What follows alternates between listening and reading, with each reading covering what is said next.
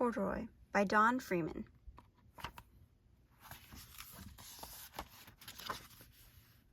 Corduroy is a bear who once lived in the toy department of a big store.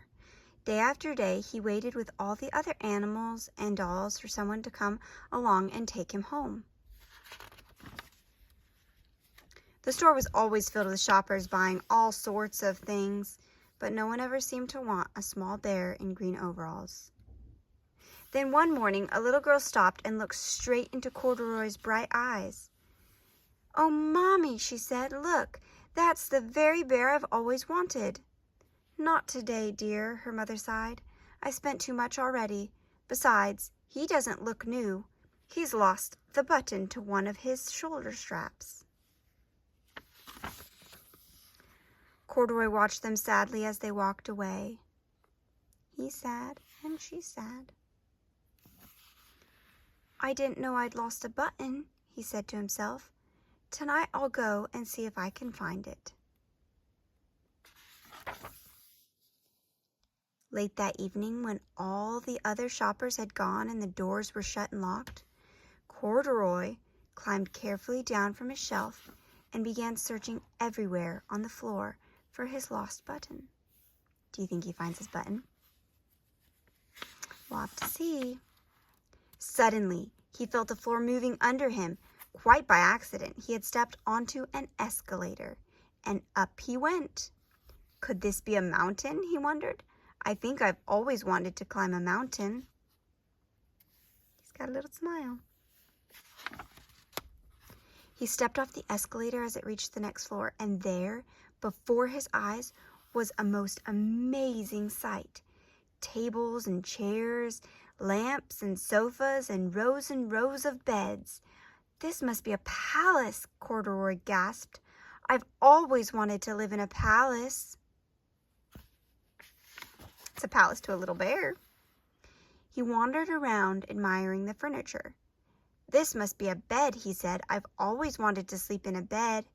And up he crawled onto a large, thick mattress. All at once, he saw something round and small. "Why, here's my button," he cried, and he tried to pick it up. But, like all the other buttons on the mattress, it was tied down tight. He yanked and pulled with both paws until pop! Off came the button, and off the mattress Corduroy toppled. Bang! Into a tall floor lamp. Over it fell with a crash. Corduroy didn't know it, but there was someone else awake, too, in the store. The night watchman was going his rounds on the floor above. When he heard the crash, he came dashing down the escalator. "Now, who in the world did that?" he exclaimed. "Somebody must be hiding around here." He flashed his light under and over sofas and beds until he came to the biggest bed of all, and there he saw 2 fuzzy brown ears sticking up from under the cover. "Hello," he said. "How did you get upstairs?" He found Corduroy. The watchman tucked Corduroy under his arm and carefully carried him down the escalator. He set him on the shelf in the toy department with the other animals and dolls. They're all sleeping. Corduroy was just waking up when the first customers came into the store in the morning, and there, looking at him with a wide, warm smile, was the same little girl he'd seen only the day before.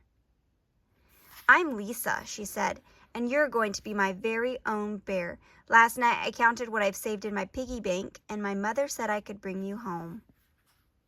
Aw, she wanted him so badly. "Shall I put him in a box for you?" the saleslady asked. "Oh, no, thank you," said Lisa, and she carried Corduroy home in her arms. She ran all the way up 4 flights of stairs into her family's apartment and straight to her own room. Corduroy blinked. There was a chair and a chest of drawers. Alongside a girl-sized bed stood a little bed just the right size for him. The room was small, nothing like that enormous palace in the department store. "This must be home," he said. "I know I've always wanted a home." Lisa sat down with Corduroy on her lap and began to sew a button on his overalls. "I like you the way you are," she said, "but you'll be more comfortable with your shoulder strap fastened." "So sweet." "You must be a friend," said Corduroy. "I've always wanted a friend." "Me too," said Lisa, and gave him a big hug. So sweet. The end.